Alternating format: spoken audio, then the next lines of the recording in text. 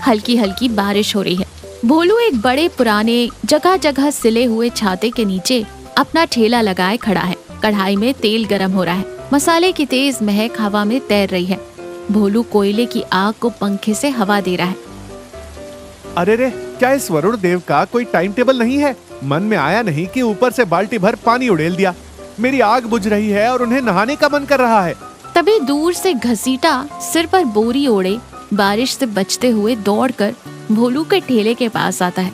वो जोर जोर से सांसें ले रहा है, लेकिन उसकी नजर सिर्फ कढ़ाई पर है।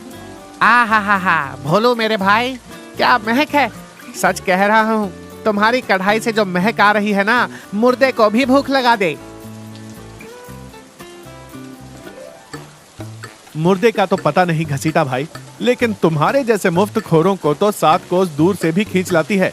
बोलो क्या चाहिए? लेकिन पहले ही बता दूं, आज उधार का खाता बारिश में भीगकर पिघल गया है। अरे भोलू, तुम भी ना हमेशा पैसों के बारे में ही बात करते हो। मैं तो बस बारिश से बचने के लिए आया हूँ। वैसे एक छोटा बटेर का टुकड़ा दे दो ना, कल सुबह ही पैसे तुम्हारे घर लाकर दे दूंगा, पक्का। हाँ, कल सूरज पश्चिम से उगेगा। पिछली बार भी तुमने गाय के बछड़ा देने पर दूध बेचकर पैसे देने को कहा था। गाय ने बछड़ा दे दिया, लेकिन तुम्हारा दूध अभी तक नहीं बिका। यहाँ से धीरे से खिसक लो, ये बोहनी का समय है। तभी पीछे से चंपा आती है, सिर पर साड़ी का पल्लू ओढ़े, हाथ में एक स्टील का टिफिन लिए। वो थोड़ी चिड़चिड़ाती हुई लग रही है। तुम यहाँ खड़े होकर ये नकारा से बातें कर रहे हो? घसीटा डरते हुए थोड़ा पीछे हट जाता है। अरे भाभी जी प्रणाम, मैं तो बस बारिश का मजा ले रहा था। ठीक है भोलू, मैं चलता हूँ। फिर घसीटा वहाँ से निकल लेता है। इस छलनी जैसे छाते के नीचे और कितनी देर भीगोगे? सुबह से 1 पैसे भी नहीं कमाई हुई है और तुम इस घसीटा से गप्पे लड़ा रहे हो। लो, ये रोटियां लाई हूँ, खा लो। अरे चंपा, इतना गुस्सा क्यों करती हो? व्यापार है तो कभी कभी ऐसा ही होता है। वैसे भी इस बारिश को देखो, मसाले की महक हवा में मिलते ही ग्राहक अपने आप दौड़ कर आएंगे। तुम चिंता मत करो।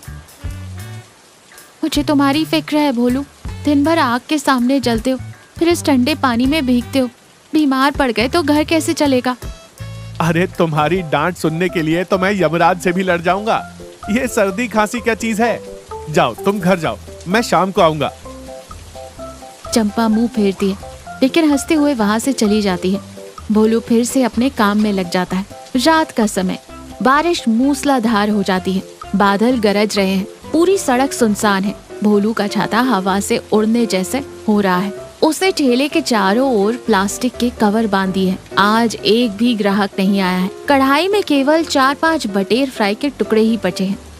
आज तो लग रहा है सब घर में ही दुबक कर सो गए हैं। चंपा ने सही कहा था, बेकार में कोयले जलाए। तभी ठेले के पीछे झाड़ियों में कुछ हलचल होती है। सर सर की आवाज आती है।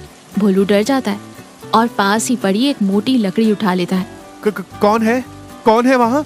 देखो, मेरे पास बहुत बड़ी लकड़ी है। मैं कोई डरपोक नहीं हूँ, सामने आओ। तभी झाड़ियों के अंदर से घसीटा बाहर आता है। उसके कपड़ों पर बहुत कीचड़ लगा है। देखने में बहुत दयनीय लग रहा है।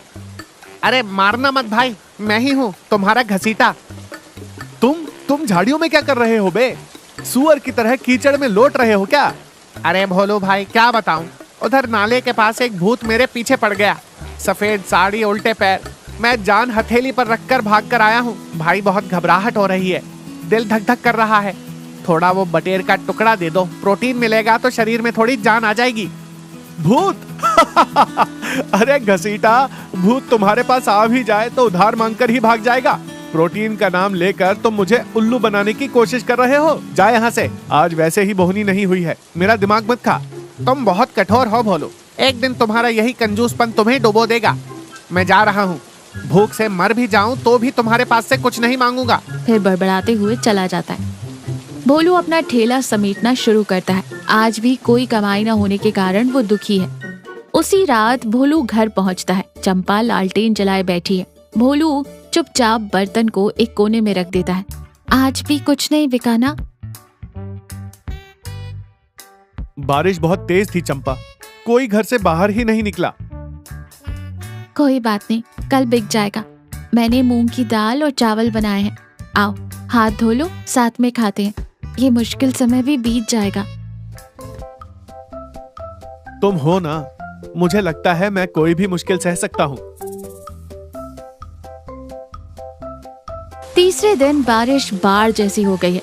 जहाँ देखो पानी भरा है। भोलू ठेला लगाए खड़ा है। आज भोलू के पास बेचने के लिए केवल 2 बटेर के टुकड़े ही बचे हैं। बाढ़ का पानी बढ़ने से पहले उसे घर जाना है। अब यहाँ रहना बेकार है, वैसे भी कोई नहीं आएगा। तभी सड़क के किनारे बरगद के पेड़ के नीचे सुकुड़ कर बैठे कक्का पर भोलू की नजर पड़ती है। कक्का गांव के सबसे उम्र दराज है। उनके कपड़े पूरी तरह भीग चुके हैं। वो ठंड से कांप रहे हैं। भोलू ठेला छोड़कर दौड़ते हुए कक्का के पास जाता है। कक्का, आप यहाँ इस तूफान में क्या कर रहे हैं? आपको तो घर में होना चाहिए ना। बेटा भोलू, छत टपक रही है। साहूकार की दुकान से तारपोलिन लेने आया था, लेकिन पानी इतना बढ़ गया कि घर नहीं जा पाया। सुबह से यहीं फंस गया हूँ। अब ठंड से हाथ पैर सुन्न पड़ गए हैं बेटा। पेट में भी चूहे दौड़ रहे हैं।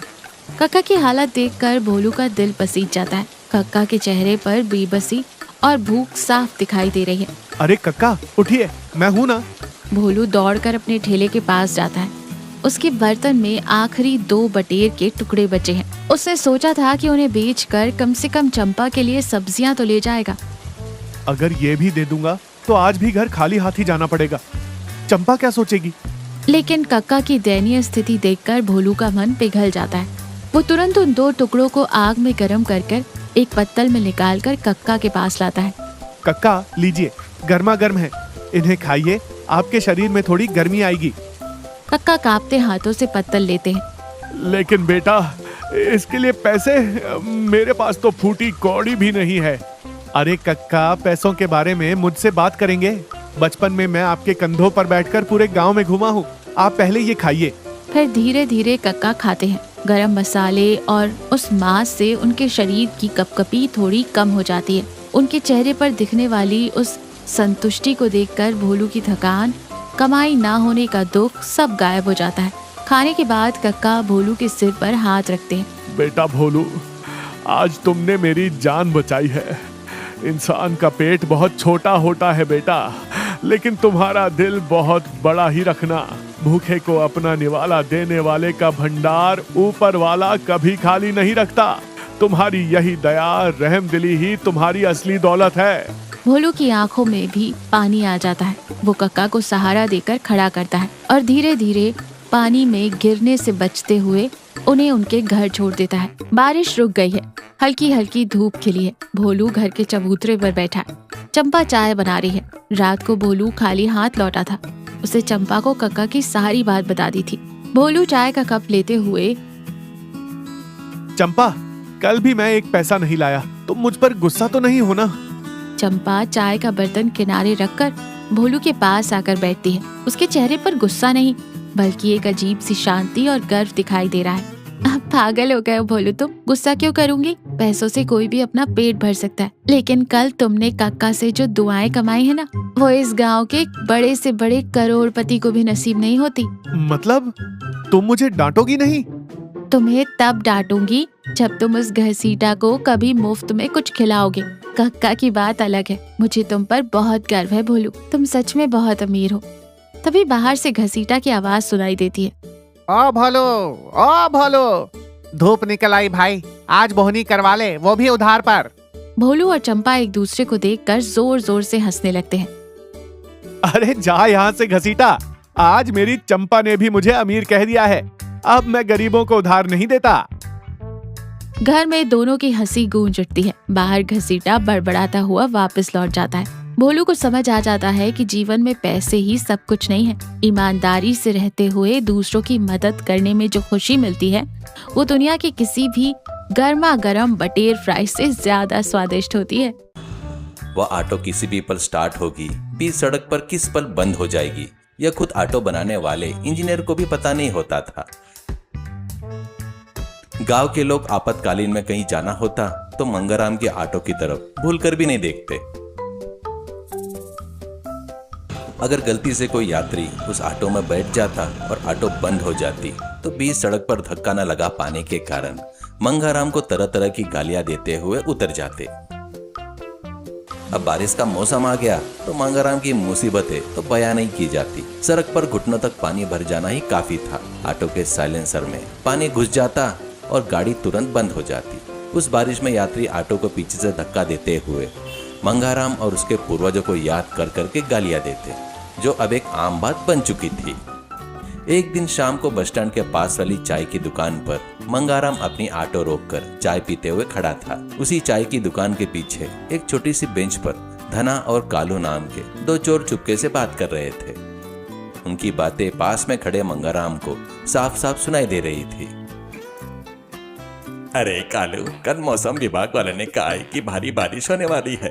कल दोपहर तक हमारे गांव के मेन रोड पर पूरी घुटने तक पानी बारिश में भर जाएगी। हमने जो चोरी सोची है उसके लिए बिल्कुल परफेक्ट टाइम है। अरे धना, कल दोपहर में लोग बारिश की वजह से अपने घर में ही बैठे रहेंगे। हम गांव में मेन बैंक में घुसकर कैश काउंटर में रखे पैसे सारे बोरिया में समेट लेंगे। बैंक चोरी करने के बाद अगर हम सड़क पर भागेंगे तो पुलिस पकड़ लेगी।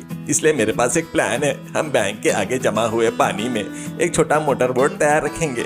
चोरी करते ही उस बोट में चढ़कर पानी में आराम से फरार हो जाएंगे। लेकिन अगर पुलिस इंस्पेक्टर परमेश अपनी जीप से हमारा पीछा करने आ गया तो हम लोग क्या करेंगे? परमेश की जीप जैसे ही सड़क पर आएगी, घुटनों तक भरे पानी की वजह से उस जीप के साइलेंसर में पानी चला जाएगा। जीप का इंजन बंद हो जाएगा। तब परमेश अपनी जीप को धक्का मारेगा और हम बोट में भाग जाएंगे। कोई भी हमें नहीं पकड़ पाएगा। ये सारी बातें सुनकर मंगाराम हक्का बक्का रह गया। चोरों का पूरा प्लान सुन लेने के बाद उन पर कोई शक न हो, इसलिए वह धीरे से वहां से खिसक गया और सीधे अपनी ऑटो को लेकर पुलिस स्टेशन पहुंच गया। पुलिस स्टेशन में इंस्पेक्टर परमेश भारी तनाव में थे। बड़े अधिकारियों से अपराधियों का सुराग न मिल पाने के कारण फोन पर डांट खा रहे थे। वे मेज पर रखी फाइलों को इधर उधर फेंक रहे थे। ठीक उसी समय मंगाराम भागता हुआ अंदर आया। सर, इंस्पेक्टर परमेश्वर, बहुत बड़ा अनर्थ होने वाला है सर। गांव के बैंक में चोरी करने के लिए धना और कालू ने दोनों ने बहुत बड़ा प्लान बनाया है सर। परमेश गुस्से में फोन काटते हुए, अरे मंगाराम, तुम अपने इस खटारा ऑटो को लेकर पूरे गांव में घूम घूम कर यात्रियों को परेशान करने के अलावा अब स्टेशन में आकर मुझे परेशान करने आए हो क्या? वैसे भी मैं बड़े अधिकारियों की डांट से मरा जा रहा हूँ, ऊपर से तुम्हारी चोरी की नौटंकी क्या है? मंगाराम हाथ जोड़कर, सच है सर, मैं अपने कानों से सुना है। कल बारिश पड़ने पर सड़क पर पानी आते ही वह बैंक में चोरी करके मोटर बोट में भागने की फिराक में है। वे तो ये कहकर हंस भी रहे थे कि आपकी जीप में साइलेंसर का पानी घुस जाने के बाद आपकी जीप बंद हो जाएगी सर। परमेश मेज पर जोर से हाथ पटकते हुए, मुंह बंद रख मंगाराम। मेरी नई पुलिस की जीप के बारे में बात करने की इतनी हिम्मत आ गई तुममें? दिन में 10 बार 20 सड़क पर बंद होने वाली खटारा ऑटो है तेरी। तुझे इन चोरों की खबर मिली क्या? तेरी इन फालतू बातों पर मैं भरोसा नहीं कर सकता। यहाँ से इज्जत से चला जा, अपनी ऑटो का काम देख ले, वरना तुझे अंदर डालकर लाठी से खातिरदारी करूंगा। सर, मैं जो कह रहा हूँ ना उसे सुनिए सर। कल अगर बैंक में डकैती हो गई मुझे मत कहिएगा सर। परमेश लाठी उठाकर चिल्लाते हुए, अरे जाता है या लाठी निकालू? बाहर निकल। मंगाराम डरकर वहां से बाहर चला गया। लेकिन गांव के बैंक में चोरी हो रही है और वो देखते रहे, यह उसे मंजूर नहीं था। पुलिस की किसी भी तरह मदद करनी होगी, उन चोरों को पकड़वाना होगा, यह वह सोचने लगा। चोरों के कहे अनुसार बारिश के पानी में गाड़ियां बंद होने का कारण साइलेंसर में घुसा पानी ही है, यह मंगाराम समझ चुका था। मंगाराम अपने गैरेज गया। उसने पुराने लोहे के पाइप और गैस वेल्डिंग का रॉड ढूंढा। ऑटो के नीचे के हिस्से में मौजूदा छोटे से साइलेंसर पाइप को काटकर उसने 5 फीट लंबा लोहे का पाइप वेल्डिंग कर दिया। उस पाइप को उसने ऑटो की छत से भी ऊंचा सीधा आसमान की तरफ मुंह किए हुए फिट कर दिया। अब पानी चाहे कितना भी गहरा क्यों ना हो, साइलेंसर का पाइप ऊपर होने की वजह से अंदर पानी जाने की कोई गुंजाइश ही नहीं थी। अगले दिन दोपहर को मानो आसमान में सुराग हो गया। मूसलधार बारिश शुरू हो गई।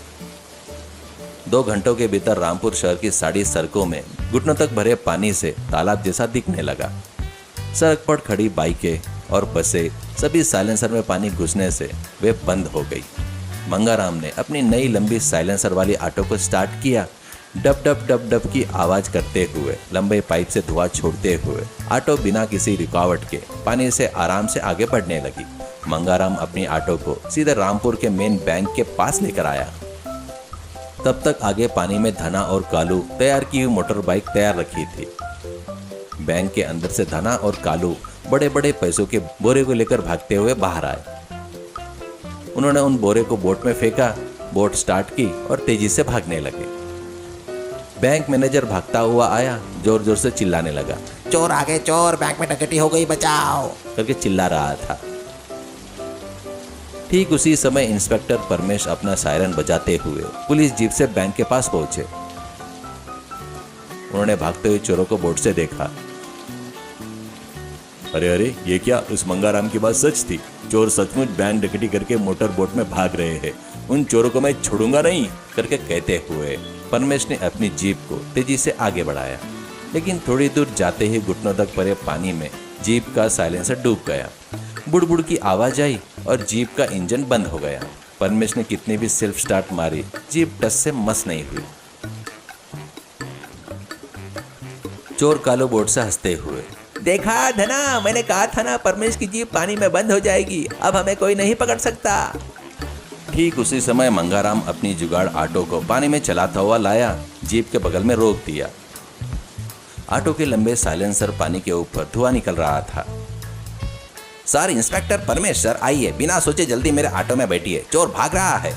अरे मंगाराम, तेरा ये खटारा ऑटो इस पानी में कैसे चल रहा है रे? और ये साइलेंसर आसमान की तरफ क्यों है? सर, बातों का वक्त नहीं है सर, पहले पीछे की सीट पर बैठिए, उन चोरों को पकड़ते हैं। परमेश तुरंत जीप से उतरा और मंगाराम की ऑटो की पिछली सीट पर चढ़ गया। मंगाराम ने ऑटो को आगे बढ़ा दिया। ऑटो पानी की बहाव को चीरते हुए, फुसफुस छोड़ते हुए मोटर बोट के पीछे लग गई। बोट में बैठे धना पीछे देखकर शॉक होकर, अरे कालू, ये पानी में क्या है रे? रॉकेट की जैसी गाड़ी आ रही है, उसको लंबा पाइप लगा है, उसके अंदर परमेश बैठा है रे, तुरंत बोट की स्पीड बढ़ा रे भाई। मंगाराम हैंडल कसकर पकड़कर फुल एक्सीलेटर बढ़ाता है। पानी में बोट जितनी फास्ट जा रही थी, मंगाराम की ऑटो उससे भी फास्ट आगे बढ़ रही थी। सड़क के किनारे खड़े लोग इस अनोखे ऑटो को देखकर तालियां बजा रहे थे। आखिरकार मंगाराम ने अपनी ऑटो से उस मोटर बोट को ओवरटेक किया और बोट के आगे ऑटो को खड़ा कर दिया। परमेश ऑटो से कूदा और धना और कालू की गर्दन दबोच ली। इस पुलिस परमेश से भागना तुम्हारी बस की बात नहीं है रे, चलो स्टेशन। परमेश ने चोरों को बांधा और पैसे के बोरों के साथ उन्हें मंगाराम की ऑटो में बैठाकर स्टेशन ले गए और सलाखों के पीछे डाल दिया। अगले दिन सुबह रामपुर पुलिस स्टेशन में एक बड़ा पत्रकार सम्मेलन रखा गया। परमेश ने मंगाराम को अपने बगल में खड़ा किया, उसे पूरे 10 लाख रुपए का चेक सौंप दिया। मंगाराम, कल मैंने तुम्हें बहुत डांटा, उसके लिए सबसे पहले मैं तुमसे माफी मांगता हूँ। तुम्हारी सूझबूझ और इस लंबे साइलेंसर जुगाड़ के विचार की वजह से न ही सिर्फ बैंक की डकैती रुकी, बल्कि चोर भी पकड़े गए। सरकार तुम्हारी इस बहादुरी और समझदारी से खुश होकर ये 10 लाख रुपए का इनाम दे रही है। बहुत बहुत धन्यवाद परमेश सर, मेरा यह ऑटो साइलेंसर सिर्फ मेरा ही नहीं, पूरे गांव के काम आया। इस बात से मुझे बहुत खुशी हुई। उस 10 लाख रुपए के इनाम से मंगाराम की जिंदगी पूरी तरह बदल गई। उसने उन पैसों से 10 नई ऑटो खरीदी, हर ऑटो पानी में ना डूबने वाले साइलेंसर लगवा दिए।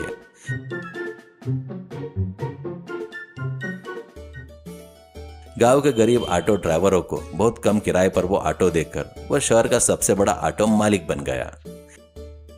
इतना पैसा आना और ऑटो मालिक बनने के बाद भी मंगाराम ने अपनी किस्मत बदलने वाली उस पुरानी खटारा ऑटो को नहीं छोड़ा। उसने उस पर नया पेंट करवाया, उसे संभाल कर रखा। जब भी बारिश का मौसम आता, सड़कों पर पानी भर जाता, मंगाराम खुद उस पुरानी ऑटो को बाहर निकालता और बारिश से परेशान होने वाले आम लोगों को बिठाकर खुशी खुशी अपनी जिंदगी बिताने लगा। नैतिक सीख: किसी भी इंसान को उसके रूप, रंग, आकार या वर्तमान स्थिति से कम नहीं आंकना चाहिए। सही समय पर इस्तेमाल की गई सूझबूझ और देसी जुगाड़ की समझदारी बड़े से बड़ी समस्याओं को आसानी से हल कर सकती है।